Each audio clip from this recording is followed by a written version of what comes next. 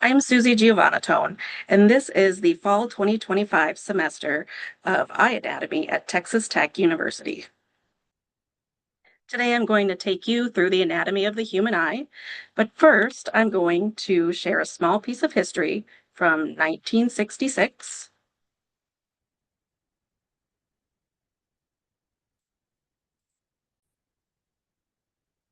This is a picture of my mom in 1966 when she graduated from school to become a medical assistant.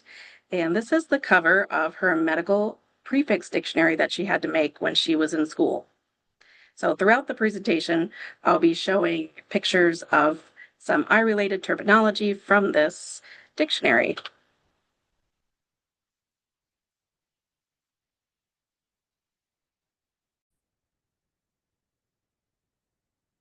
Pictured here is the prefix ophthalmo with a list of eye-related medical terminology, their meanings, as well as how the terms are written in shorthand. Before dictation machines were available, shorthand was used in the medical field to handwrite dictation as quickly as the doctor spoke. Although interesting to note is that a typewriter was used to create this entire dictionary, as there weren't any word processing programs available then.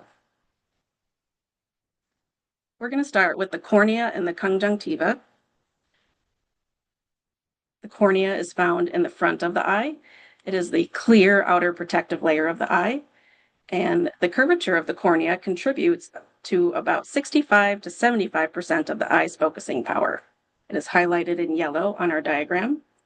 The conjunctiva is highlighted in red on the diagram.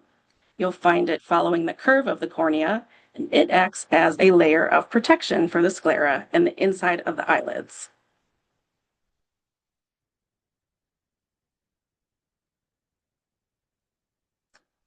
The iris and pupil.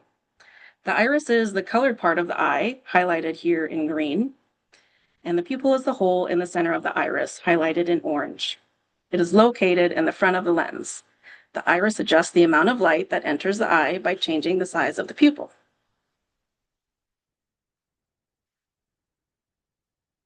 Some medical terminology relating to the pupil.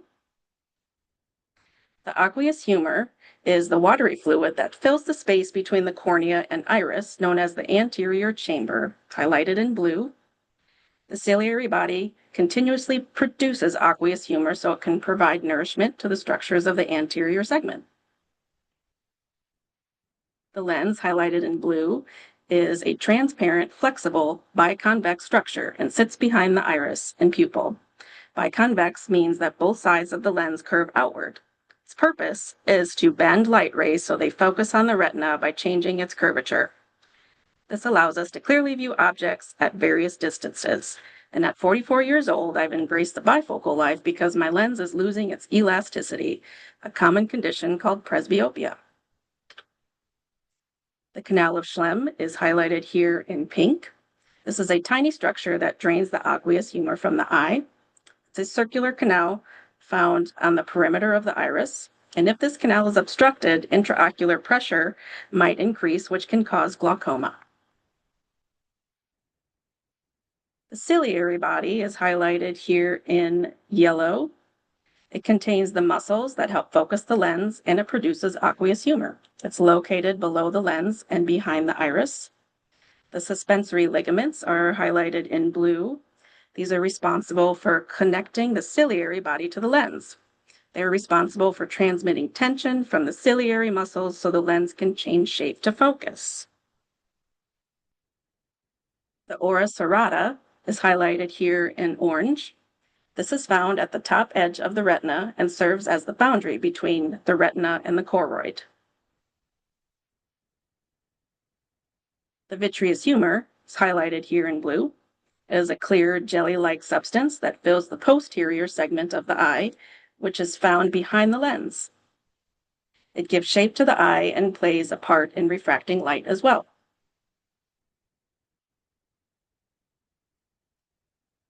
The retina is highlighted here in red. This is the inner lining of the back chamber of the eye. The structure is light sensitive and converts light into electrical impulses that travel to the brain to the optic nerve.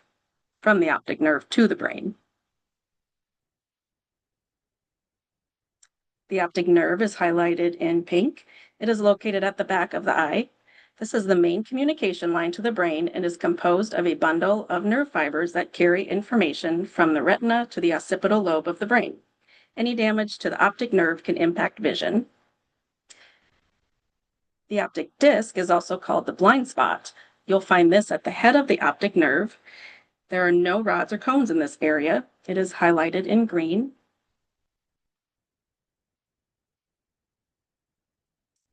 Moving on to the macula, our rods and cones are concentrated in this area as it provides a high level of acuity for detailed vision. It's a small, thinned out area of the retina located below the optic nerve, highlighted here in blue. And the fovea centralis is located in the middle of the macula. It has the highest concentration of cones. This part of the eye is responsible for producing our sharpest vision, allowing us to see in daylight, and it's also responsible for our ability to see color.